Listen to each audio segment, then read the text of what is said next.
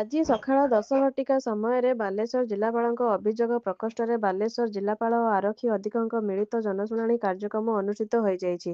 ବାଲେଶ୍ୱର ଜିଲ୍ଲାର ବିଭିନ୍ନ ପ୍ରାନ୍ତରୁ 163 ଜଣ ଅଭିଯୋଗକାରୀ ନିଜର ଅଭିଯୋଗ ଫର୍ଦ୍ଦ ଉପସ୍ଥାପନ କରିଥିଲେ। ସେଥିମଧ୍ୟରୁ 131 ଗୋଟି ବ୍ୟକ୍ତିଗତ ଏବଂ 10 ଗୋଟି ସାମୂହିକ ଅଭିଯୋଗ ସମ୍ପର୍କିତ ହୋଇଥିବା ବେଳେ 22 ଗୋଟି ମୁଖ୍ୟମନ୍ତ୍ରୀ ସହାୟତା ପାଣ୍ଠି ନିମନ୍ତେ ଆବେଦନ କରିଥିଲେ।